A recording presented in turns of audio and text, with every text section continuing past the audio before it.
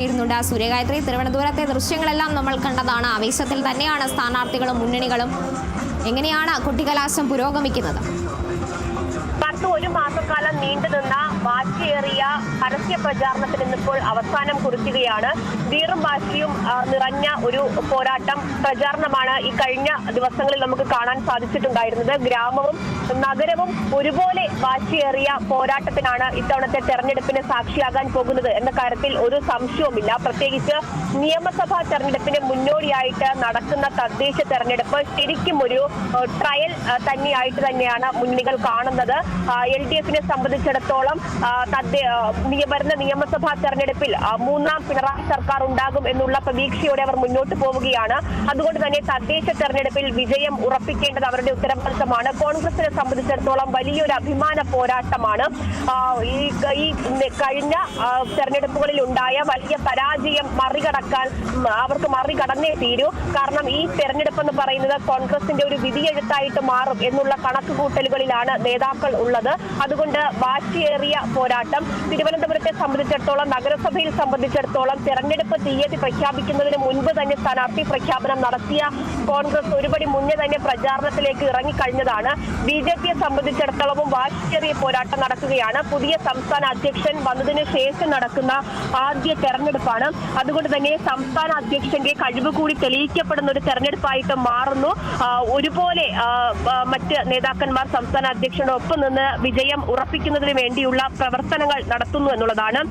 വാശിയേറിയ പോരാട്ടം നടക്കുമെന്ന് നമ്മൾ കരുതുന്ന കോർപ്പറേഷനുകളിൽ ഏറ്റവും പ്രധാനപ്പെട്ടതാണ് തിരുവനന്തപുരം കോർപ്പറേഷൻ. തിരുവനന്തപുരം കോർപ്പറേഷൻ ആര് പിടിക്കുമെന്നുള്ളത് കേരളത്തിലൊട്ടാകെയുള്ളവർ ചർച്ച ചെയ്യുന്നു എന്നുള്ളതാണ്. കാരണം തിരുവനന്തപുരം കോർപ്പറേഷൻ ആര് പിടിക്കുന്നോ അവർക്കൊപ്പം നിയമസഭാ തെരഞ്ഞെടുപ്പിൽ ജനങ്ങൾ നിൽക്കും എന്നുള്ള ചില പറച്ചിലുകൾ ഇപ്പോൾ തന്നെ മുന്നണികൾക്കുള്ളിൽ മാത്രമല്ല ജനങ്ങൾക്കിടയിൽ തന്നെ ഉയർന്നു കേൾക്കുന്ന ഒന്നാണ്. അതുകൊണ്ട് കോർപ്പറേഷൻ പിടിക്കുക തന്നെയാണ് ഏറ്റവും പ്രധാനപ്പെട്ട ഒരു കാര്യം. ഈ കോർപ്പറേഷൻ തുടങ്ങിയ അന്ന് മുതൽ തന്നെ LDFിനൊപ്പം നിൽക്കുന്നുണ്ട് തിരുവനന്തപുരം കോർപ്പറേഷൻ, അതുപോലെ നമ്മുടെ കോഴിക്കോട് കോർപ്പറേഷൻ ഒക്കെ തന്നെ. അതുകൊണ്ട് തന്നെ ഇത്തവണ LDFിന് അത്രത്തോളം വിജയം ഉറപ്പിക്കാൻ കഴിയില്ല എന്നുള്ള കാര്യമാണ് കോൺഗ്രസും BJPയും പറയുന്നത്. പ്രതിപക്ഷത്തുള്ളത് BJPയാണ്. BJP ഇത്തവണ രണ്ടും കൽപ്പിച്ചിറങ്ങുകയാണ്. കോർപ്പറേഷൻ ഭരണം ഇപ്പോൾ തന്നെ ഉറപ്പിച്ചു കഴിഞ്ഞു BJP എന്നുള്ളതാണ്. BJPയും അതുപോലെ തന്നെ LDFും മേയർ സ്ഥാനാർത്ഥി ആര് എന്നുള്ള ഒരു പ്രഖ്യാപനം അല്ലെങ്കിൽ ഒറ്റ പേരിലേക്ക് ഇതുവരെയും രണ്ട് മുന്നണികളും NDAയും രണ്ട് മുന്നണികളും ഇതുവരെ എത്തിയിട്ടില്ല.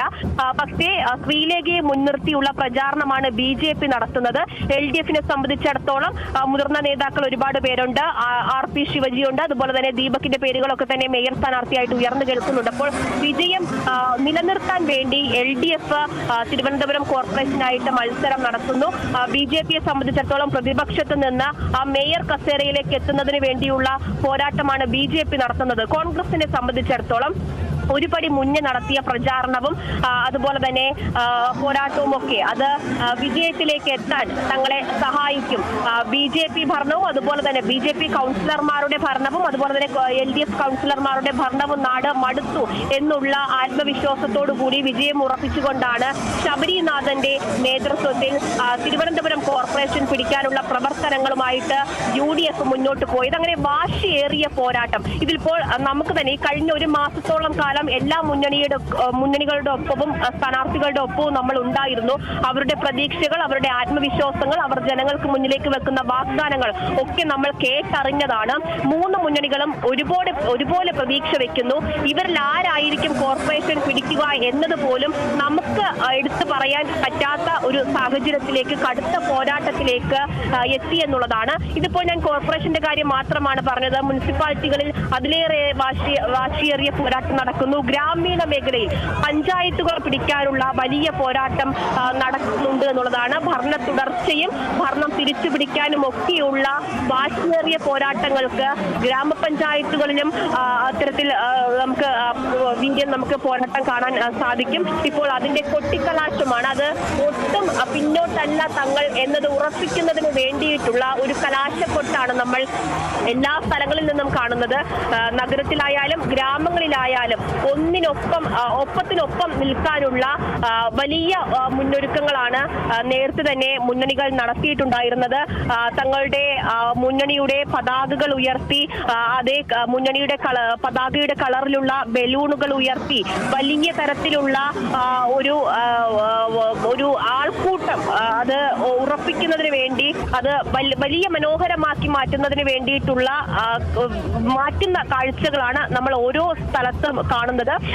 ഈ ലോക്കൽ ബോഡി ഇലക്ഷൻ ആയതുകൊണ്ട് തന്നെ ഓരോ ജംഗ്ഷനിലും നമുക്ക് കൊട്ടിക്കലാശം കാണാൻ കഴിയും എന്നുള്ളതാണ്. ഇത്തരത്തിൽ ഒരു സ്ഥലത്ത് മാത്രമല്ല കലാശക്കൊട്ട് നടക്കുന്നത്, ഓരോ ജംഗ്ഷനിലും ഇത്തരത്തിൽ കലാശക്കൊട്ട് നമുക്ക് കാണാൻ കഴിയും. അക്ഷരാർത്ഥത്തിൽ ഒരു ഉത്സവമായി നഗരവും ഗ്രാമവും മാറുന്ന കാഴ്ചയാണ് നമ്മൾ ഈ കണ്ടുകൊണ്ടിരിക്കുന്നത്.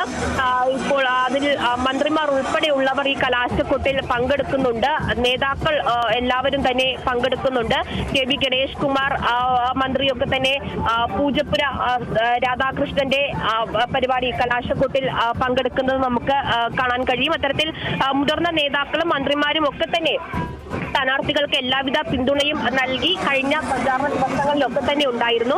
കലാശക്കൊട്ടിലും അതിന്റെ പരസ്യ പ്രചാരണത്തിന്റെ അവസാന ദിവസവും അത്തരത്തിൽ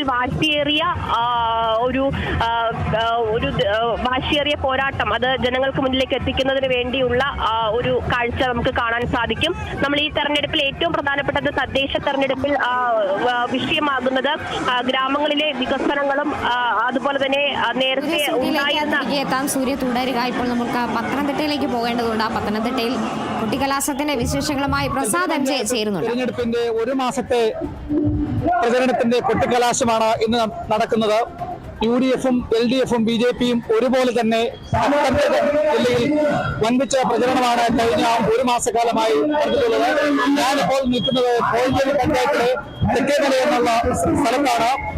പുറകിൽ UDF-ന്റെ കൊട്ടിക്കലാശത്തിന്റെ ആവേശോജ്വലമായിട്ടുള്ള ഒരു പ്രകടനത്തിന്റെ വിഷലാണ് കാണുന്നത്. പഞ്ചവാദ്യം, കുത്തിപ്പുറ, വാദ്യമേളം, ബാൻഡ് സെറ്റ് എന്നിവയോട് ഉൾപ്പെടെ ധരിച്ചിട്ടുള്ള പാർട്ടി ഉൾപ്പെടെയുള്ള ആവേശോജ്വലമായിട്ടുള്ള ഒരു കൊട്ടിക്കലാശത്തിനാണ് തെക്കേമല വേദിയാകുന്നത്. തെക്കേമലയിൽ നിന്നും കേരള വിഷൻ ന്യൂസിന് വേണ്ടി ക്യാമറാമാൻ പ്രദീപ് അങ്ങാടിക്കലിനൊപ്പം പ്രസാദ് MJ, പത്തനംതിട്ട. പത്തനംതിട്ടയിലെ വിശേഷങ്ങളാണ് നമ്മളിപ്പോൾ കണ്ടത്. കൊച്ചിയിലേക്കാണ് പോകുന്നത്. കൊച്ചിയിൽ നിന്നും വിനയരാജ് ചേരുന്നുണ്ട്.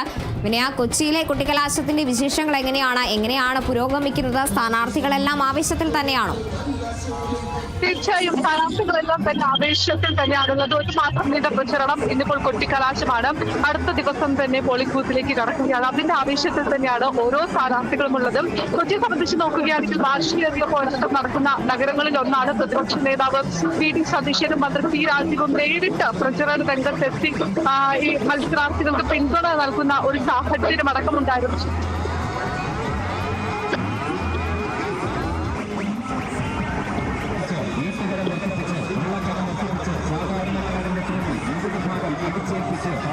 ഒരു മാസം നീണ്ടുനിന്ന തദ്ദേശ തെരഞ്ഞെടുപ്പ് പോരാട്ടം 7 ജില്ലകളിലാണ് ഇന്ന് കുട്ടിക്കലാശം അതിൻ്റെ ആവേശത്തിൽ എത്തി നിൽക്കുകയാണ്. നാളെ നിശബ്ദ പ്രചാരണം. 9-ാം തീയതി പോളിംഗ് ബൂത്തിലേക്ക് ജനങ്ങൾ കടക്കും. പിന്നീട് 11-ാം തീയതി മറ്റ് 7 ജില്ലകളിലും തെരഞ്ഞെടുപ്പ് നടക്കുന്നതോടെ 13-ാം തീയതി തദ്ദേശം ആരൊപ്പം നിന്നു എന്നത് വ്യക്തമാകും.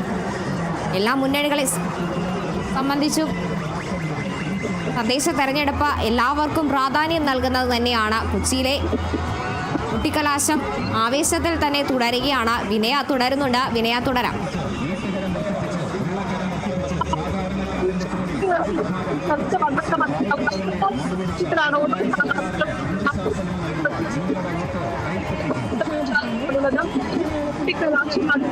അതിന്റെ ആവശ്യത്തിൽ തന്നെയാണ് ഓരോ സ്ഥാനാർത്ഥികളുടെ പ്രചരണത്തിന്റെ അവസാനത്തിൽ ഓരോ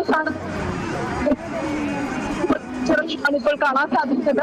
കൊച്ചിയെ സംബന്ധിച്ച് നോക്കുകയാണെങ്കിൽ വാശിയേറിയ പോരാട്ടം നടക്കുന്ന നഗരങ്ങളിൽ ഒന്നാണ് കൊച്ചി. കോർപ്പറേഷനെ സംബന്ധിച്ച് നോക്കുകയാണെങ്കിലും ഈ വാശിയേറിയ ഒരു പോരാട്ടം തന്നെയാണ് നടക്കുന്നത്. പ്രതിപക്ഷ നേതാവ് VD സതീശനാണെങ്കിലും മന്ത്രി P രാജീവ് ആണെങ്കിലും നേരിട്ടെത്തി ഈ പ്രചരണങ്ങൾക്ക് നേതൃത്വം നൽകുന്ന ഒരു സാഹചര്യം അടക്കമുണ്ടായിരുന്നു. ഇന്നിപ്പോൾ കൊട്ടിക്കലാശ ദിവസം തന്നെ മന്ത്രിമാരടക്കം തന്നെ ഈ പ്രചരണത്തിന് കൊട്ടിക്കലാശത്തിൽ പങ്കെടുക്കുന്നതിന് വേണ്ടി ജില്ലയിൽ എത്തിയിട്ടുണ്ട്.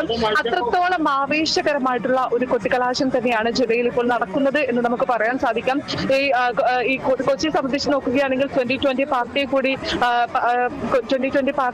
കൂടി പറയേണ്ടതുണ്ട്. കാരണം മറ്റ് നഗരങ്ങളിലൊന്നുമില്ലാത്ത 2020 പാർട്ടി കൊച്ചിയിലുണ്ട്.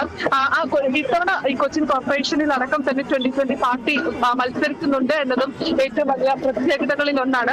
മറ്റൊന്ന്, ഈ നഷ്ടപ്പെട്ട ഭരണം തിരിച്ചു പിടിക്കാനാണ് UDF ശ്രമിക്കുന്നതെങ്കിൽ ഭരണം തുടർച്ച തന്നെയാണ് LDF ശ്രമിക്കുന്നത്. അതിനുള്ള പ്രയത്നത്തിൽ തന്നെയാണ് ഓരോ പാർട്ടികളും ഉള്ളത്. അതിനുള്ള പ്രയത്നം തന്നെയായിരുന്നു കഴിഞ്ഞ ഒരു മാസത്തിലേറെ ഉണ്ടായിരുന്ന പ്രചരണ പരിപാടികളടക്കം നമ്മൾ കാണാൻ സാധിച്ചിട്ടുണ്ടായിരുന്നത്. ഈ സ്ഥാനാർത്ഥികളോടക്കം തന്നെ നമ്മൾ സംസാരിക്കുന്ന സാഹചര്യം ഉണ്ടായിരുന്നു. ഈ സാഹചര്യത്തിലടക്കം തന്നെ ഓരോ സ്ഥാനാർത്ഥികളും ഓരോ മുന്നണികളുടെയും ആത്മവിശ്വാസം തന്നെയായിരുന്നു പങ്കുവച്ചിട്ടുണ്ടായിരുന്നത്. ഈ LDFിനെ സംബന്ധിച്ച് നോക്കുകയാണെങ്കിൽ കഴിഞ്ഞ 5 വർഷം അവർ നഗരത്തിൽ കാഴ്ചവെച്ച വികസന പ്രവർത്തനങ്ങൾ ചൂണ്ടിക്കാണിച്ചുകൊണ്ടായിരുന്നു ഈ പ്രചരണ പരിപാടികളടക്കം നടത്തിയിട്ടുണ്ടായിരുന്നത്. അതായത് ഷീ ലോഡ്ജ്, കൂടാതെ ഷീ ലോഡ്ജ് സ്മാർട്ട് സിറ്റി പദ്ധതി തുടങ്ങിയ പദ്ധതികൾ, കൂടാതെ സമൃദ്ധി തുടങ്ങിയ പദ്ധതികൾ അടക്കം തന്നെ ചൂണ്ടിക്കാണിച്ചുകൊണ്ടായിരുന്നു LDF സർക്കാർ പ്രചരണത്തിനായി ഇറങ്ങിയിട്ടുണ്ടായിരുന്നത്. UDFിനെ സംബന്ധിച്ച് നോക്കുകയാണെങ്കിലും ഈ ഭരണം മാറ്റം ആവശ്യമാണ്, ജനങ്ങൾ അത് ആവശ്യപ്പെടുന്നു എന്നടക്കമുള്ള കാര്യങ്ങൾ ചൂണ്ടിക്കാണിച്ചുകൊണ്ടായിരുന്നു UDF ആണെങ്കിലും പ്രചരണത്തിന് ഇറങ്ങിയിട്ടുണ്ടായിരുന്നത്. UDFിനെ സംബന്ധിച്ച് നോക്കുകയാണെങ്കിൽ തദ്ദേശ തെരഞ്ഞെടുപ്പ് പ്രഖ്യാപിച്ചതിന് പിന്നാലെ തന്നെ സ്ഥാനാർത്ഥികളെ പ്രഖ്യാപിക്കുന്നു. മത്സരത്തിനുള്ള തയ്യാറെടുപ്പുകൾ പൂർത്തിയാക്കുന്ന സാഹചര്യം ഉണ്ടായിരുന്നു. ഒരു കൂടെ മുന്നേ തന്നെ UDF ഇറങ്ങി എന്ന് നമുക്ക് പറയാൻ സാധിക്കും. മൊത്തം വാശിയേറിയ പോരാട്ടം നടത്തുന്ന നഗരങ്ങളിൽ ഒന്ന് തന്നെയായിരുന്നു കൊച്ചി എന്ന് പറയുന്നത്. അത് കഴിഞ്ഞ ദിവസങ്ങളിലടക്കം നമ്മൾ കണ്ടതാണ്. കൊച്ചി കോർപ്പറേഷൻ ഭരണം തിരിച്ചു പിടിക്കുമെന്ന് UDF പറയുമ്പോൾ ഭരണം നിലനിർത്തുമെന്നായിരുന്നു LDFിന്റെ വാദം. BJP ആണെങ്കിലും കടുത്ത ആത്മവിശ്വാസത്തിൽ തന്നെയായിരുന്നു ഉണ്ടായിരുന്നത്. BJP ഈ മാറ്റം അനിവാര്യമാണ്, ആ മാറ്റം BJPയിലൂടെ കൊണ്ടുവരുമെന്ന് പറഞ്ഞുകൊണ്ടായിരുന്നു BJP പ്രവർത്തകരടക്കം തന്നെ പ്രചാരണ പ്രവർത്തനങ്ങളുമായി മുന്നോട്ട് വന്നിട്ടുണ്ടായിരുന്നത്. ഇത്തവണ കൊച്ചി കോർപ്പറേഷൻ പിടിച്ചെടുക്കുന്ന ഒരു വിശ്വാസവും BJPയെ സംബന്ധിച്ചുണ്ടായിരുന്നു. കൂടാതെ 2020 പാർട്ടിക്കും ഇതേ ഒരു ആത്മവിശ്വാസത്തിൽ തന്നെയായിരുന്നു ഉണ്ടായിരുന്നത്. കഴിഞ്ഞ തവണ 4 പഞ്ചായത്തുകളിൽ മാത്രമാണ് 2020 ഭരണം നിർത്തിയതെങ്കിൽ ഇത്തവണ കോർപ്പറേഷനിലേക്ക് അടക്കം തന്നെ മത്സരിക്കുന്നുണ്ട് 2020. അത്തരത്തിൽ കടുത്ത ഒരു വീറും വാശിയുമുള്ള പോരാട്ടം തന്നെയാണ് കൊച്ചിയെ സംബന്ധിച്ച് നടക്കുന്നത്. കൊച്ചി കോർപ്പറേഷനിൽ ആര് ഭരിക്കുമെന്നതാണ് കണ്ടറിയേണ്ട ഒരു കാര്യം. ജനങ്ങളോട് സംസാരിക്കുമ്പോഴാണെങ്കിലും സമ്മിശ്രമായിട്ടുള്ള പ്രതികരണങ്ങൾ തന്നെയാണ് ലഭിക്കുന്നത്. മറ്റൊന്ന്, കൊച്ചിയെ സംബന്ധിച്ച് നോക്കുകയാണെങ്കിൽ വിമത സ്ഥാനാർത്ഥികൾ അടക്കം കൂടുതലുള്ള ഒരു ജില്ല എന്ന് തന്നെ പറയാൻ സാധിക്കും. അത്തരത്തിൽ കടുത്ത മത്സരം തന്നെയാണ് നടക്കുന്ന ജില്ലയിൽ നടക്കുന്നത്. കോർപ്പറേഷനിൽ മാത്രമല്ല ഗ്രാമപഞ്ചായത്തുകളിലാണെങ്കിലും. ഇപ്പോൾ തിരുവനന്തപുരത്ത് നിന്ന് D. ബിനോയ് കൂടി ചേരുന്നുണ്ട്. ബിനോയ്, നിയമസഭാ തെരഞ്ഞെടുപ്പിന് മുന്നോടിയായുള്ള ഒരു സെമി ഫൈനൽ പോരാട്ടം അങ്ങനെ തന്നെയാണ് തദ്ദേശ തെരഞ്ഞെടുപ്പിനെ വിശേഷിപ്പിക്കുന്നത്. സ്ഥാനാർത്ഥികളും മുന്നണികളുമെല്ലാം തങ്ങളുടെ അവസാനവട്ട പ്രചരണത്തിന്റെ തിരക്കുകളിലാണ്. ഇന്ന് കലാശക്കൊട്ടാണ്. 7 ജില്ലകളിൽ 9 പോളിംഗ് സ്റ്റേഷനിലെത്തി അവരുടെ വിധി എഴുതും. എങ്ങനെയാണ് തിരുവനന്തപുരത്ത് കുട്ടിക്കലാശമൊക്കെ പുരോഗമിക്കുന്നത്? കേരളത്തിലെ തെക്കൻ ജില്ലകളിൽ 7 ജില്ലകളിലാണ് ഈ ആദ്യഘട്ടത്തിൽ തെരഞ്ഞെടുപ്പ് നടക്കുന്നത്. 7 ജില്ലകളിലെയും കൊട്ടിക്കലാശത്തിലേക്ക് കടന്നിരിക്കുന്നു. ഇനി ഏതാനും മിനിറ്റുകൾ മാത്രമാണ് പൊതുവായി ഇത്തരത്തിലുള്ള പ്രചരണ പരിപാടികൾക്കുള്ള അവസരം. അത് അവസാനിച്ചു കഴിയുമ്പോഴേക്കും രാഷ്ട്രീയ പാർട്ടികളുടെ നിശബ്ദ പ്രചരണ പരിപാടികളിൽ നിന്നാണ് പിന്നെ കൂട്ടലുകളും കിഴിക്കലുകളും നേരിട്ട് കണ്ട് വോട്ടുറപ്പിക്കലും ഒക്കെ ആയിട്ട് നാളെ ഒരു ദിവസം സ്ഥാനാർത്ഥികളും ഒപ്പമുള്ള അനുയായികളും ചിലവിടും. മൊത്തത്തിൽ കേരളത്തിന്റെ തെക്കൻ കേരള ഭാഗത്ത് നടന്ന തെരഞ്ഞെടുപ്പുമായി ബന്ധപ്പെട്ട് നമ്മൾ നോക്കുമ്പോൾ വലിയ തരത്തിലുള്ള പ്രചരണത്തിന്റെ ചൂട് കേരളത്തിന്റെ തെക്കൻ ജില്ലകളിൽ നമുക്ക് കാണാൻ കഴിഞ്ഞു എന്ന് തന്നെ പറയാൻ കഴിയും. പ്രത്യേകിച്ചും തിരുവനന്തപുരം കോർപ്പറേഷൻ തന്നെയാണ് എല്ലാ രാഷ്ട്രീയ പാർട്ടികളുടെയും ഒരേ ഒരു ലക്ഷ്യം എന്ന് പറയാം. കാരണം തിരുവനന്തപുരം കോർപ്പറേഷൻ കഴിഞ്ഞ 45 വർഷമായിട്ട് ഇടതുമുന്നണിയുടെ കൈവശമാണ്. ഇടതുമുന്നണി തന്നെ കൊണ്ട് നടക്കുന്നു ഭരണം. പലപ്പോഴും ഭൂരിപക്ഷം ഇല്ലായിരുന്ന സമയത്ത് പോലും LDFന് ഈ തിരുവനന്തപുരം കോർപ്പറേഷൻ ഭരിക്കുവാൻ അവർക്ക് അവസരം ലഭിച്ചിട്ടുണ്ട്. അവർ ഭരിക്കുകയും ചെയ്തിട്ടുണ്ട്. അത്തരത്തിൽ UDFന് അല്ലെങ്കിൽ BJPക്ക് ഇതുവരെ തിരുവനന്തപുരം കോർപ്പറേഷൻ ഒരു മേൽക്കൈ നേടാൻ കഴിയാത്ത ഒരു സാഹചര്യം ഉണ്ടായിരുന്നു. എന്നാൽ അതിന് ഒരു മാറ്റം വരുത്തുവാൻ തീവ്ര പ്രയത്നമാണ് LDFനെതിരെ UDFും BJPയും നടത്തിയതെന്ന് നമുക്ക് പറയാൻ കഴിയും. തിരുവനന്തപുരം നഗരത്തിൽ നിന്നും വിട്ടുമാറി നഗരത്തിന്റെ തിരക്കുകളില്ലാത്ത വാർഡുകളിലൊക്കെ തന്നെ ഒരു ഗ്രാമാന്തരീക്ഷമുള്ള വാർഡുകളുണ്ട്. അവിടെയൊക്കെ തന്നെ എല്ലാ മുന്നണികളും ഒപ്പത്തിനൊപ്പം നിന്ന് പോരാടുന്നത് കണ്ടിരുന്നു. എല്ലാ മുന്നണികളും വലിയ തരത്തിലുള്ള വിവാദങ്ങളും പ്രശ്നങ്ങളും ഒക്കെ പരസ്യമായി വിചാരണ ചെയ്യപ്പെട്ടു എന്നുള്ളതാണ് എടുത്തു പറയേണ്ട കാര്യം. പ്രത്യേകിച്ചും LDF ആകട്ടെ ഈ കഴിഞ്ഞ 10 വർഷത്തിനിടയ്ക്കും ഈ അവസാനത്തെ 5 വർഷവും നടത്തിയ വികസന പ്രവർത്തനങ്ങൾ അക്കമിട്ട് പറഞ്ഞു. ക്ഷേമ പെൻഷൻ, ഒപ്പം തന്നെ കിഫ്ബി, അതുപോലെ തന്നെ ജീവനക്കാർക്ക് നൽകാനിരുന്ന ക്ഷാമബത്ത, അങ്ങനെ തുടങ്ങി നടത്തിയിട്ടുള്ള ആളുകൾക്ക് നടത്തിയ ക്ഷേമ പ്രവർത്തനങ്ങളുടെ വലിയ പട്ടിക നിരത്തി LDF അവരുടെ ഇലക്ഷൻ പ്രചരണ രംഗം ചൂടുപിടിപ്പിച്ചപ്പോഴേക്കും UDF ആകട്ടെ അതിൽ നിന്നെല്ലാം ഒന്ന് മാറി നിന്നുകൊണ്ട് ഒരു സെൻസിറ്റീവായ വിഷയം, അതായത് പ്രത്യേകിച്ചും ശബരിമല പോലുള്ള വിഷയം ജനങ്ങളുടെ ഹൃദയത്തിൽ എന്തുമാത്രം തുളച്ചു കയറും എന്നുള്ളത് UDFന് നന്നായി അറിയാം. അതുകൊണ്ട് തന്നെയായിരുന്നു ആഗോള അയ്യപ്പ സംഗമവും അതിന് തൊട്ട് പിന്നാലെയുള്ള വിഷയങ്ങളും പിന്നീട് ശബരിമല സ്വർണ്ണപ്പാളി വിവാദവും ഒക്കെ വലിയ തരത്തിൽ ഉയർത്തി കാണിച്ചുകൊണ്ടായിരുന്നു UDFും BJPയും പ്രചരണ രംഗത്ത് ശക്തി ആർജിച്ചത്. UDFനെ സംബന്ധിച്ചിടത്തോളം അവർക്ക് ഭരണവിരുദ്ധ വികാരങ്ങൾക്ക് അപ്പുറത്തേക്ക് അവർ ഏറ്റവും കൂടുതൽ മുഖ്യ വിഷയമായി എടുത്തു കാണിച്ചത് ശബരിമല സ്വർണ്ണപ്പാളിയിലും അപ്പോൾ ദ്വാരപാലക വിഗ്രഹങ്ങളിൽ പൊതിഞ്ഞിരുന്ന സ്വർണം മോഷണം പോയതുമായി ബന്ധപ്പെട്ടതും CPMന്റെ 2 നേതാക്കന്മാർ റിമാൻഡിൽ കഴിയുന്നതുമൊക്കെ എടുത്തു കാണിച്ചുകൊണ്ടുള്ള ഒരു പ്രചരണ പരിപാടിക്കാണ് അവര് കേരളത്തിലാകമാനവും പ്രത്യേകിച്ച് തെക്കൻ ജില്ലകളിലുമൊക്കെ അവർ നേതൃത്വം നൽകിയത്. അങ്ങനെ തന്നെയായിരുന്നു മുതിർന്ന നേതാക്കന്മാരുടെ പ്രചരണ പരിപാടികളും.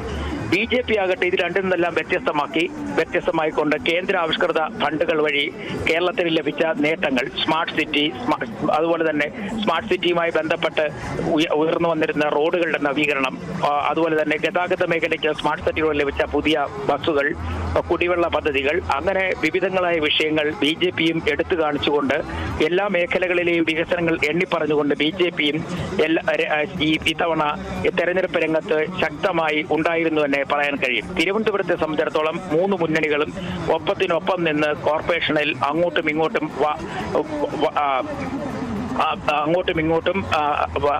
പ്രത്യാരോപണങ്ങൾ ഉയർത്തി മുന്നോട്ട് പോകുന്ന ഒരു കാഴ്ചയും കണ്ടു. എന്നാൽ നേരത്തെ തന്നെ സ്ഥാനാർത്ഥികളെ പ്രഖ്യാപിച്ചുകൊണ്ട് കോൺഗ്രസ് രംഗത്തെത്തി ഒരുപടി മുമ്പേ എത്താൻ ശ്രമിച്ചെങ്കിലും വൈകിയാണ് സ്ഥാനാർത്ഥി പ്രഖ്യാപനം ആയിരുന്ന LDFും ഒപ്പം എത്തിച്ചേർന്നു എന്നുള്ളതാണ് ഒരു പ്രധാനപ്പെട്ട കാര്യം. BJPയും അത്തരത്തിൽ അവർക്ക് തിരുവനന്തപുരം നഗരത്തിൽ ചില പ്രശ്നങ്ങൾ, പ്രതിസന്ധികൾ ഉണ്ടായിരുന്നു. ഒരു കൗൺസിലറുടെ ആത്മഹത്യ ഉൾപ്പെടെ, ഒരു മുൻ കൗൺസിലറുടെ ആത്മഹത്യ ഉൾപ്പെടെയുള്ള കാര്യങ്ങളൊക്കെ ഉണ്ടായിരുന്നു. പക്ഷെ അതൊക്കെ ധർണം ചെയ്ത് മുന്നോട്ട് പോകുന്നത് തൊട്ട് മുമ്പിലെ ഏറ്റവും വലിയ തടസ്സങ്ങളായി BJPക്ക് ഉണ്ടായിരുന്നെങ്കിലും അതൊക്കെ ധർണം ചെയ്ത് മുന്നോട്ട് പോകാൻ BJPക്ക് കഴിഞ്ഞു എന്നുള്ളതാണ് BJP നേതാക്കന്മാർ പറയുന്നത്. എന്തായാലും ഈ 101 സീറ്റുകളുള്ള തിരുവനന്തപുരം കോർപ്പറേഷൻ ആര് സ്വന്തമാക്കും എന്നുള്ള കാര്യത്തിൽ വലിയ തരത്തിലുള്ള ചർച്ചകളിലേക്ക് കാര്യം നീങ്ങും എന്നുള്ളത് ഉറപ്പാണ്. കാരണം എല്ലാ മുന്നണികളും തിരുവനന്തപുരം കോർപ്പറേഷനിലേക്ക് കണ്ണും നട്ട് വലിയ തരത്തിലുള്ള പ്രവർത്തനം നടത്തുന്നതാണ് നമ്മൾ കണ്ടത്. കേരളത്തിന്റെ തലസ്ഥാനമാണ്, പ്രത്യേകിച്ചും തലസ്ഥാനം പിടിക്കുന്നവർ സംസ്ഥാനം ഭരിക്കും എന്നൊക്കെ പറഞ്ഞു കേട്ടിട്ടുണ്ട്. അത്തരത്തിൽ ഒരു നീക്കം എല്ലാ പാർട്ടികളും നടത്തിയിരിക്കുന്നു.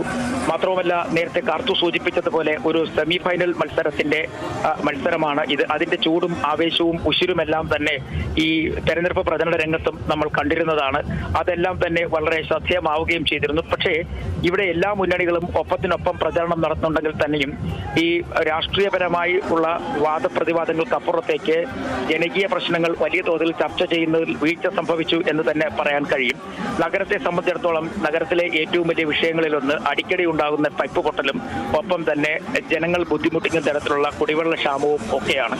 അത് പല ആവർത്തി അതില്ലാതാക്കുവാൻ നടത്തിയ പരിശ്രമങ്ങൾ എത്ര കണ്ട് വിലപ്പോയി എന്ന് ചോദിച്ചാൽ അത് അത്രയും തന്നെ കൃത്യമായി പറയാൻ കഴിയില്ല. നഗരത്തിൽ വലിയ തരത്തിലുള്ള കുടിവെള്ള പ്രശ്നം ഇല്ലെങ്കിൽ പോലും നഗരം വിട്ട് ടെക്നോ പാർക്ക് ഉൾപ്പെടെയുള്ള സ്ഥലങ്ങൾ സ്ഥിതി ചെയ്യുന്ന കിഴക്കൂട്ട മുക്തയുടെ മേഖലകളിലൊക്കെ തന്നെ പൈപ്പ് ഹോട്ടൽ ഉണ്ടായിക്കഴിഞ്ഞാൽ 3-4 ദിവസം വരെയൊക്കെ ജലവിതരണം മുടങ്ങുന്ന ഒരു പതിവുണ്ട്.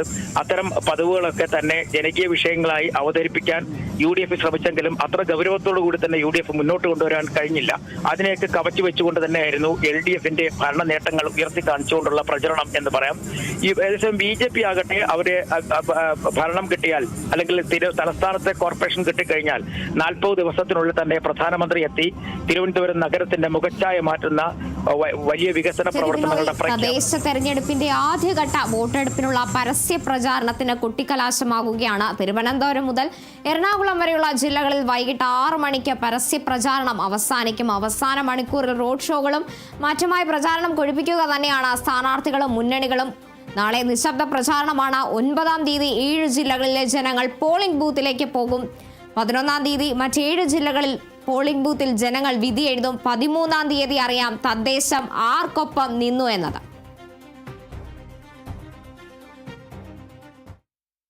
ഇടവേള.